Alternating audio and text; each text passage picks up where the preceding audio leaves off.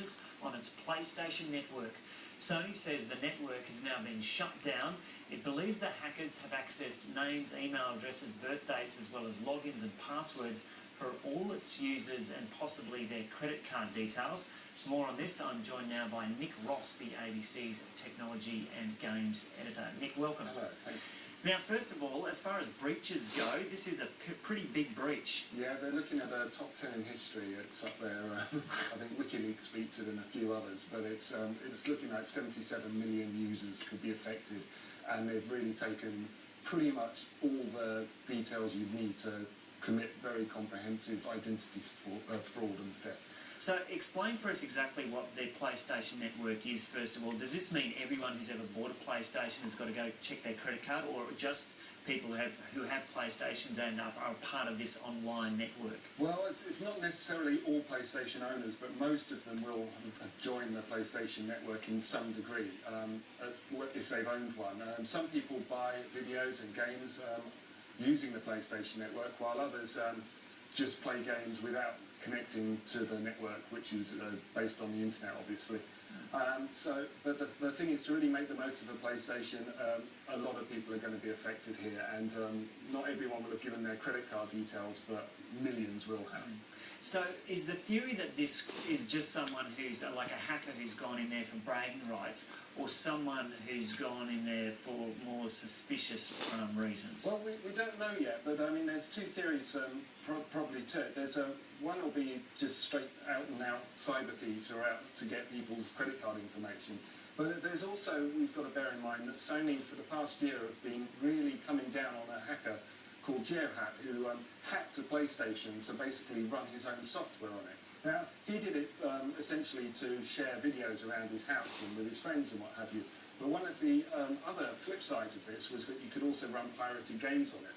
And Sony have really come down hard on him because of this, and he's really put the backup of the whole world hacking community, including Anonymous. And over the past several months, we've seen Twitter flooded with people retweeting Sony's master encryption key, which is a really big deal. And basically, Sony have kind of painted a huge target on their back because of all their actions in this. So there could well be an element of almost a revenge attack there, but we don't know yet. Or did Sony have any option other than to come down hard on someone who is planning to do what this hacker was doing? That totally depends on who you ask. They'll say no, but at the other side, this is a kind of new area of law and the test case is running through. But at the moment, it's one massive corporation against one hacker who never intended to, or who claims he never intended to make serious money and provoke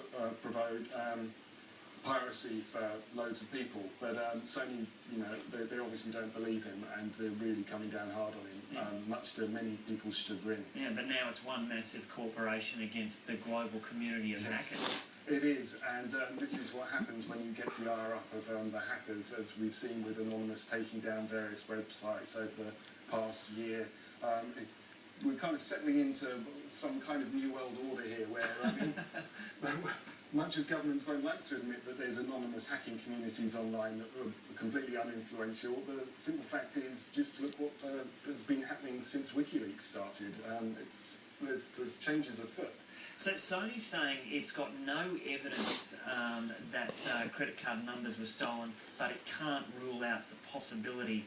Is it very likely that they have actually been stolen?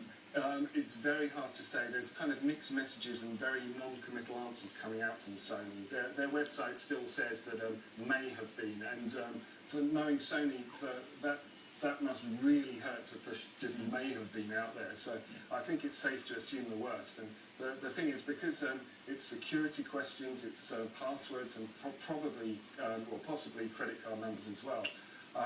If you've got online banking with the same sort of passwords and people know your address, all your information, your date of birth, then theoretically they could do a lot of damage with this. The worst bit, maybe not so much losing money from credit cards as such, it's more the identity theft, and the potential for that's very high if people really want to get nasty, because once someone else starts claiming to be you on the internet, it's very hard in a global community to do much about it. And people suffer greatly from that. Is the identity of that individual that you're referring to known? Oh yes, he's well known. He's got his own website, and he's asking for funds to fight his cause all the time because he wants a world-class defence case, not just one man up against a global star. And what country is he in? Oh, to be honest, I can't. Right. Okay. So what is your advice, or what is Sony's advice at this stage to people in Australia who might be watching now who have a PlayStation? What's your advice to them in terms of their credit card? It's a really tricky one because Sony have just been so non-committal. But the simple fact is, I think if you've got your password that you use for a whole bunch of other online things, even if it's Facebook, and people can log in and they know what your username is and all your personal details, the credit card thing is almost less important than protecting the rest of your identity. And it's the passwords and personal information that you've really got to be aware of. Where do you use those elsewhere on the internet? Yeah. So if you've got a similar password to your credit card account, change them. I would, really. And if Facebook as well, especially, there's 10 million accounts in Australia. A lot of them will use PlayStation.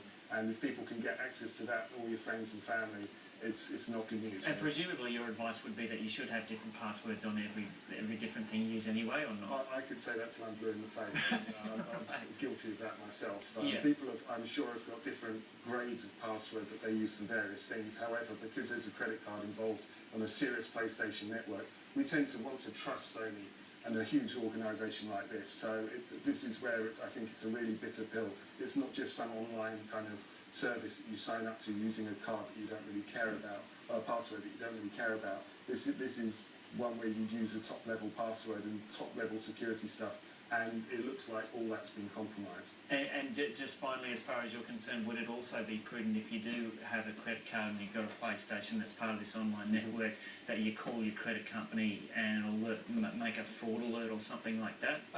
It's hard to say. It really depends how. I don't think I can really give that advice. Cool. It depends on what everyone thinks about it. People all know how susceptible they are to these sort of things, and Sony's advice is check your statements, but I mean, that could be ongoing forever. Really, it's really up to each person's own decision there. But really, Sony needs to give us more information about exactly what has done. But by the look of it, even they're not totally sure. Yeah. Okay, Nick Ross, thanks for coming in. No problem.